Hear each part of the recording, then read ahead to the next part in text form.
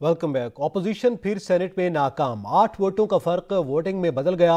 हुकूमत ने सेनेट में 1 वोट से बिल पास करवा लिया। स्टेट बैंक तरमीमी बिल के हक में 43 जबकि मुखालफत में 42 वोट आए। अपोजिशन अराकीन ने बिल की कापियां फाड़ दी। चेयरमैन सेनेट पर जानिबदारी का इल्जाम भी लगा दिया गया। आप भी इधर है, हम भी इधर है, तशरीफ रखें, फैसला करते। चेयरमैन सेनेट सादिक संजुरानी की जेर सदारत ऐवान बाला का इजलास इब्तदा ही में एजेंडे में शामिल स्टेट बैंक तरमीमी बिल सन 2022। ताहम हुकूमती अराकीन पूरे न होने पर चेयरमैन सेनेट ने सदर की तकरीर पर बहस का कहा। अपोजिशन की जानिब से शदीद नारेबाजी और नुक्ता एतराज या तकरीर पर बात करने से इनकार। Otherwise I will take strict action against students, please. अराकीन की तादाद कम होने के बायस वजीर खजाना शौकत तरीन ऐवान में आकर वापस चले गए, जिस पर अपोजिशन ने 12 बिल मूव करने का मुतालिबा भी किया, जिस पर चेयरमैन सेनेट ने इजलास में 30 मिनट का वक्फा कर दिया। मिनिस्टर साहब कहाँ गए? वक्फे के बाद इजलास दोबारा शुरू हुआ तो सेनेटर शरी रहमान ने कहा कि ये पोल खुल गया कि हुकूमत को अपने सबसे अहम बिल लाते हुए शिकस्त हुई। हमारा हक है उनसे पूछें कि उन्होंने पार्लियामान का क्या तमाशा बनाया। अब आप इस बिल को एजेंडा पे नहीं लाने दें, अब आप बिजनेस कंक्लूड करें। आज की कायदे ऐवान सेनेट डॉक्टर शहजाद वसीम ने कहा कि इजलास को कैसे मुलतवी करें, एजेंडे पर बिल मौजूद है, ये पार्लियामान का खुद मजाक बना रहे हैं। ऑर्डर ऑफ द डे के ऊपर ये बिल भी है, मोशन भी है। ये किस हवाले से कह रहे हैं कि आप हाउस को एडजर्न करें? किस हवाले से कह रहे हैं हाउस को एडजर्न करें? कानून बताएं। इजलास के दौरान अपोजिशन ने शदीद शोर शराबा किया। कुछ देर बाद वजीर खजाना शौकत तरीन ऐवान में आए तो अपोजिशन के एहतजाज में स्टेट बैंक तरमीमी बिल की तहरीक पेश की गई। बिल की तहरीक के हक में 43 और मुखालफत में भी 43 वोट पड़े, जिस पर चेयरमैन सेनेट ने अपना वोट का हक इस्तेमाल किया और बिल के हक में 44 वोट हो गए। We may now take up the second reading of the bill, that is clause by clause consideration of the bill. I think the noes have it, the noes have it, the amendments are rejected. Bill पेश होने के बाद bill की शिकवार मंजूरी हुई तो इस दौरान अपोजिशन ने गिनती दोबारा करने का मुतालिबा किया। अपोजिशन ने चेयरमैन सेनेट के डायस का घेराव किया और बिल की कापियां फाड़ दी। इस दफा जो काउंट हुई अपोजिशन 42, ट्रेजरी 43। देख लें, गिने अपने गिने नजी। बिल मंजूरी के लिए पेश किया गया तो बिल के हक में 43 और मुखालफत में 42 वोट पड़े, जिस पर अपोजिशन ने शदीद एहतजाज भी किया। चेयरमैन सेनेट ने इजलास पीर की सपहर 3 बजे तक मुलतवी कर दिया है। क्या मैच फिक्स था या हिज़्ब इख्तिलाफ को शिकस्त का यकीन था? सेनेट में अपोजिशन की अक्सरियत के बावजूद हुकूमत स्टेट बैंक बिल मंजूर करवाने में कामयाब हो गई। अपोजिशन लीडर यूसुफ रजा गिलानी खुद ऐवान से गायब रहे। कौन हाजिर और कौन रहा गैर हाजिर, सबके नाम सामने आ गए।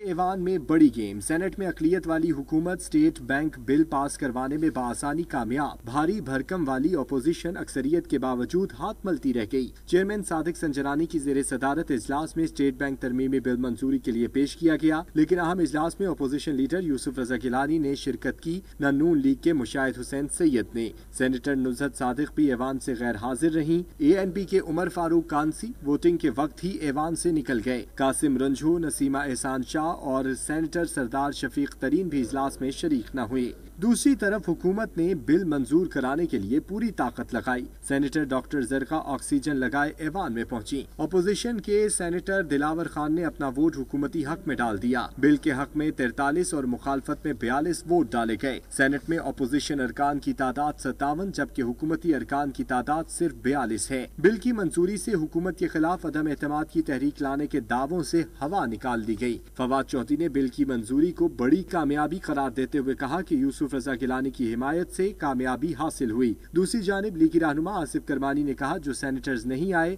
उनकी जमातों के सरबराहान नोटिस लें। वफाकी वज़ीर इत्तलात फवाद चौधरी ने कहा है उम्मीद है बड़ी शिकस्त के बाद अपोजिशन के कुछ दिन आराम से गुजरेंगे। यूसुफ रजा गिलानी और पीपल्स पार्टी के शुक्रगुजार हैं। मौलाना फजलुर रहमान अपना हलवा और मंजन बेचने के चक्कर में है। अपोजिशन जो ख्वाब देख रही थी कि हम कौमी असम्बली में अदम एतमाद लेके आने का, उनको ये पता चला है कि ये ख्वाब उनके उस ऐवान में भी पूरे नहीं हुए जहाँ पे उनको नाम नेहाद अक्सरियत हासिल है। कुछ दिन जो है वो अच्छे निकल जाएंगे, क्योंकि इनको रोज़ ज़रा उचकल हो रही थी कि पता नहीं हमने क्या पाकिस्तान की सियासत में हंगामा खड़ा कर देना है। लेकिन आज की शिकस्त ने उनकी जो सियासी तबाही है और उनका जो सियासी नाकारापन है उसके ऊपर एक मोहर लगा दी है कि ये अपोजिशन कितनी, क्योंकि मैंने पहले भी बात की थी कि ये चूं चूं का मुरब्बा है। पीपल्स पार्टी ने हुकूमत से मुस्ताफी होने का मुतालबा कर दिया। सेनेटर शहरी रहमान सेनेट इजलास में हुकूमत पर बरस पड़ी, बोली आज हुकूमत को शिकस्त हुई। ये बात तो आया है और सबके सामने ये पोल खुल गया कि हुकूमत इस वक्त अपना सबसे इम्पोर्टेंट बिल लाते हुए डिफीट हुई है, उनकी ऐसी शिकस्त हुई है आज, और मैं सारे जॉइंट अपोजिशन को मुबारकबाद देती हूँ। बिल ये देखिए मिनिस्टर को सिखाएं, हाँ शर्म करो, हया करो कि तुम आज पाकिस्तान की तारीख में बदतरीन बिल लाने की कोशिश कर रहे थे। वाह वाह वाह, इस वक्त तुम लोग को मुस्ताफी हो जाना चाहिए, इमरान खान को मुस्ताफी हो जाना चाहिए। ऑपोजिशन शिकस्त खा चुकी। सेनेट इजलास में JUIF के सेनेटर अब्दुल गफूर हैदरी की जबान फिसल गई। गफूर हैदरी के जुमले पर ऐवान में कहकहा लग गया। गफूर हैदरी बोले, हुकूमत स्टेट बैंक पर ज़रबे अज़्ब लगाने जा रही है। आप न हुकूमत है न अपोजिशन है, आपकी जिम्मेदारी बनती है आप अपने उस फराइज को देखकर मैं समझता हूं कि इस बिल को एजेंडे से फारिग कर दें। अपोजिशन शिकस्त खा चुकी है, अपोजिशन शिकस्त खा चुकी है। इस्लामाबाद के मजीद 14 तालीमी इदारों में corona cases report. DHO Islamabad ने 14 तालीमी इदारों को सील करने की तजवीज़ दे दी। गुज़िश्ता 11 दिनों में इस्लामाबाद के 137 तालीमी इदारे सील कर दिए गए हैं। इस हवाले से मजीद जानेंगे सज्जाद काज़मी से। जी सज्जाद। उनका फैलाव बढ़ता जा रहा है और तालीमी इदारों को भी लपेट में ले लिया। पिछले 24 घंटों के दौरान मजीद 1100 केसेस की तस्दीक हुई है और अब DHO की तरफ से एक मरसला भेजा गया ज़िली इंतजामिया को, जिसमें ये रिकमेंड किया गया है कि 14 तालीमी इदारे हैं जहाँ से तकरीबन 37 केसेस रिपोर्ट हुए हैं और उनको फिल फॉल जो है वो सील किया जाए और 7 रोज तक लिए सील किया जाए। अब तक देखा जाए पिछले 11 दिनों के दौरान 137 तालीमी इदारे, जिसमें तकरीबन 77 तालीमी इदारों में जो हैं 77 तालीमी इदारों जो स्कूल हैं और बाकी जितने भी हैं वो कॉलेजेस हैं जिनको सील किया गया है। तो मजमूई तौर पर मुस्बत केसेस की शरह भी 17% से ज्यादा हो चुकी है शहर भर में। जी बहुत शुक्रिया सज्जाद काज़मी। बलूचिस्तान में एक बार फिर शरपसंद अनासिर सरगर्म। डेरा बुगटी में बारूदी सुरंग धमाके में 4 एहलकार शहीद और 8 अफराद जख्मी हो गए हैं। शहदा में सेनेटर सरफराज बुगटी के कज़न भी शामिल हैं। उधर न्यू सरियाब के इलाके में एक गाड़ी पर फायरिंग से 4 अफराद जाँ बहक और 2 शदीद जख्मी हैं। बलूचिस्तान में आम दुश्मनों का एक और वार। डेरा बुगटी की तहसील सुई के नवाही इलाके टेलीमट में धमाका हुआ, जिसके नतीजे में आर्म फोर्स के 4 रज़ाकार शहीद जबकि 8 जख्मी हो गए। सिक्योरिटी फोर्सेस ने इलाके को घेरे में लेकर जख्मियों को पब्लिक वेलफेयर अस्पताल सुई मुंतकिल कर दिया। जान की बाजी हारने वालों में सेनेटर सरफराज बुगटी के कज़न साईं बख्श भी शामिल हैं। सरफराज बुगटी कहते हैं, कलदम बलोच रिपब्लिकन आर्मी हमले में मुलव्विस है। रियासत कब तक मासूम जानों के ज़िया पर बर्दाश्त का मुजाहरा करेगी। उधर न्यू सरियाब के इलाके में एक गाड़ी पर फायरिंग के नतीजे में 4 अफराद जाँ बहक जबकि 2 अफराद शदीद जख्मी हुए। पुलिस हुकाम के मुताबिक मोटरसाइकिल पर सवार दहशतगर्दों ने न्यू सरियाब के इलाके में एक सिल्वर रंग की गाड़ी पर फायरिंग की, जिससे गाड़ी में सवार कुर्द कबीले के 4 अफराद जाँ बहक हुए। हमले में जख्मी होने वाले 2 अफराद में एक राहगीर भी शामिल है। जख्मियों को तिबी इमदाद के लिए शेख जैद अस्पताल मुंतकिल कर दिया गया है। बलूचिस्तान में दहशतगर्दों के साथ लड़ाई में धरती मां पर कुर्बान होने वाले पाक फौज के बहादुर सपूतों के आबाई इलाकों में तदफीन का सिलसिला जारी है। वज़ीर आज़म इमरान खान ने कहा है कि हमारे बहादुर सिपाही मुसलसल अपनी जानों का नजराना पेश कर रहे हैं। वज़ीर आज़म इमरान खान ने केच में दहशतगर्दों के हमले को पसपा करने वाले 10 शहीदों को सलाम पेश किया। हमें महफूज रखने के लिए हमारे बहादुर सिपाही जानों के नजराने पेश कर रहे हैं।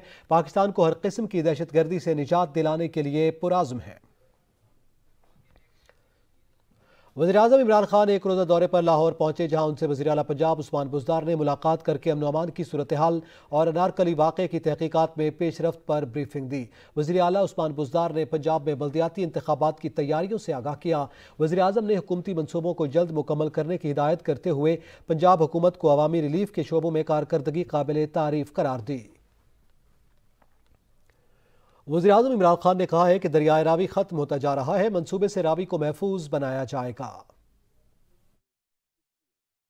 कि लाहौर अगर इस्लामाबाद के बाद पहली दफ़ा पाकिस्तान में एक नया शहर बन रहा है, सबसे पहले इसकी ज़रूरत इसलिए है कि लाहौर अगर जिस तरह फैलता गया तो लाहौर का सबसे बड़ा मसला आना है कि पानी जो वाटर टेबल है वो नीचे गिरती जा रही है, सॉलिड वेस्ट है, जो गंदगी है उसको हम सही तरह उठा नहीं सकते, अभी भी बड़े मसले हैं क्योंकि फैलता गया लाहौर।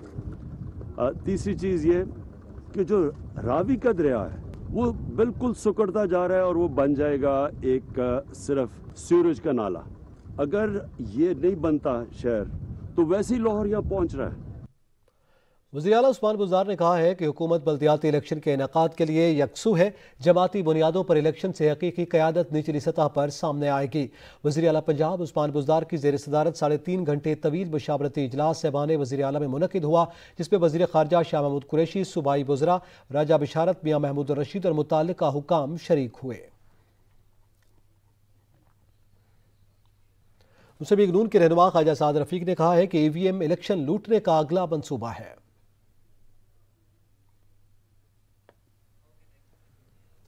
तर्जमान पंजाब हुकूमत हसन खावर सियासी मुखालफिन पर बरस पड़े, बोले माजी की हुकूमतों ने मईशत को खंडर बना दिया। बहादुराबाद MQM पाकिस्तान के आर्जी दफ्तर पर दीगर सियासी रहनुमाओं की आमद का सिलसिला जारी है। मजीद जानते हैं हमारे नुमाइंदे शाहिद एजाज से। जी शाहिद।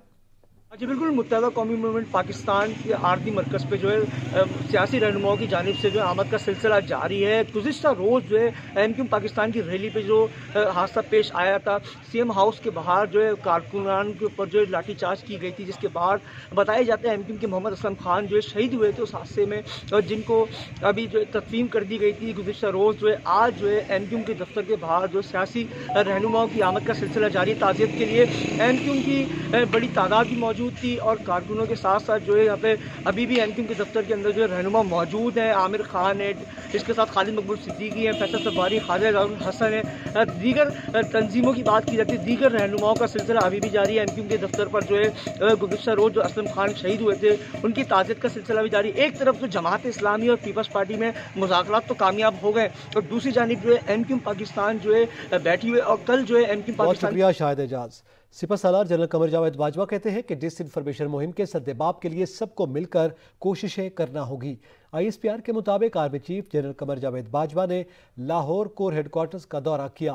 इस मौका पर उन्हें कोर फॉर्मेशन के मुख्तलिफ उमूर पर ब्रीफिंग दी गई। बाद अज़ां आर्मी चीफ ने मुख्तलिफ जामियात के वाइस चांसलर्स, असातिज़ा और तलबा से तबादला ख्याल किया, जिनमें LUMS, UEP, Punjab university, government college और LSE के तलबा और असातिज़ा शामिल थे।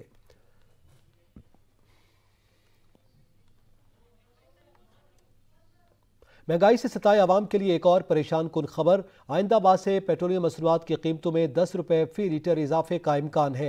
इंडस्ट्री ज़राए के मुताबिक आलमी मंडी में खाम तेल की कीमत में इजाफे के बाद पाकिस्तान में भी पेट्रोल और डीजल महंगा होने का इम्कान है। 1 फरवरी से डीजल की कीमत में 10 रुपये फी लीटर और पेट्रोल की कीमत में 7 रुपये फी लीटर इजाफे का इम्कान है।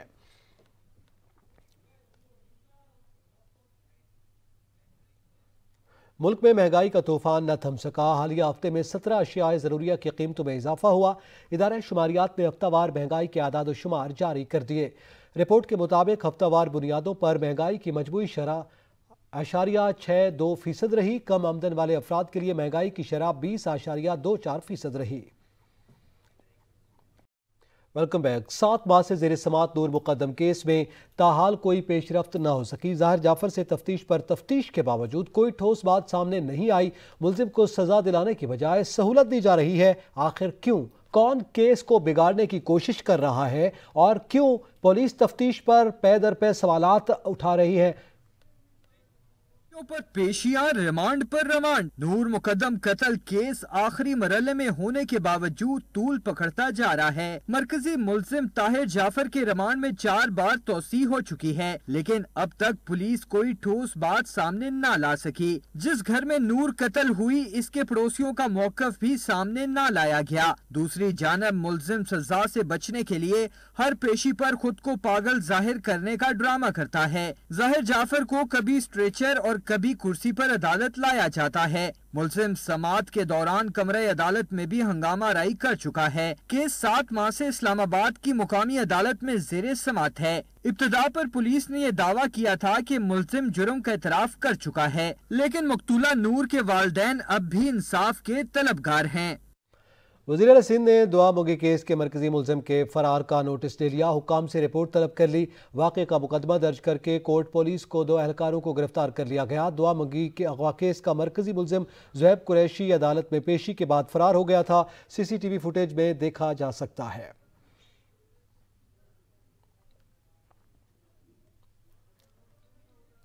मुल्तान के इलाके कैंट में अगवा होने वाली नन्ही बच्ची की लाश पानी की टैंकी से मिल गई। पुलिस ने बच्ची के चचा को गिरफ्तार कर लिया। वज़ीर आला पंजाब उस्मान बुज़दार ने RPO मुल्तान से वाक़े की रिपोर्ट तलब कर ली। 2 रोज़ कबल थाना कैंट के इलाके वार्ड नंबर 6 से 6 साल हमदा लापता हुई थी। पुलिस के मुताबिक हमदा की लाश चचा के घर की पानी की टैंकी से बरामद हुई है।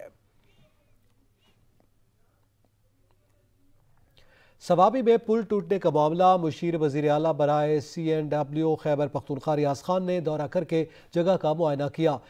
मुशीर वज़ीर आला रियाज खान कहते हैं कि पुल बनाने के दौरान नाकिस मटीरियल इस्तेमाल नहीं हुए हैं। ह्यूमन फॉल्ट और टेक्निकल फॉल्ट की वजह से गार्ड्स टूट गए हैं। वाक़े की वज़ीर आला ने नोटिस लेते हुए इंक्वायरी का हुक्म दिया है।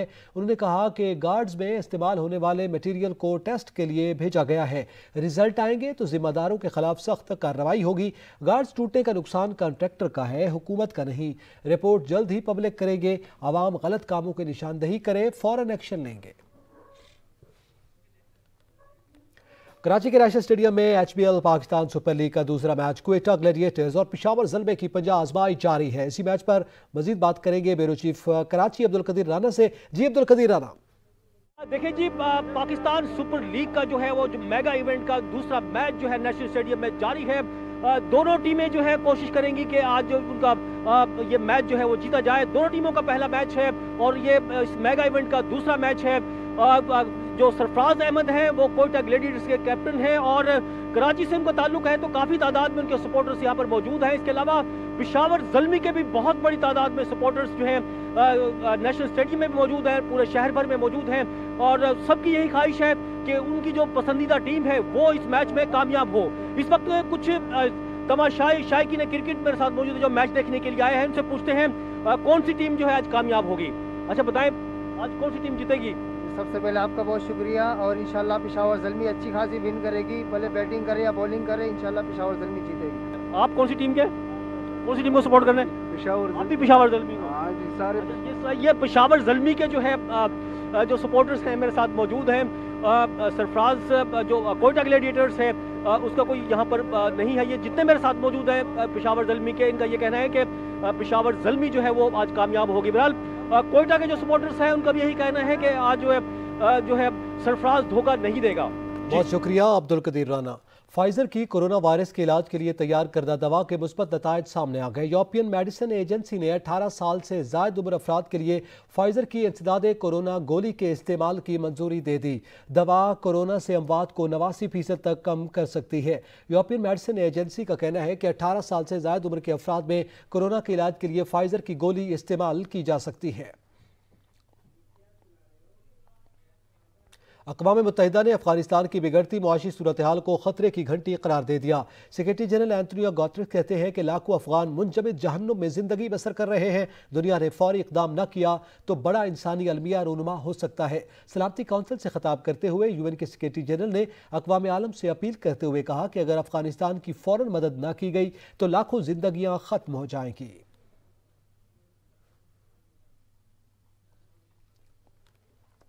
सच न्यूज़ से फिल वक्त इतना ही। कुछ देर में हाजिर होंगे हेडलाइंस के साथ। देखते रहिए सच न्यूज़।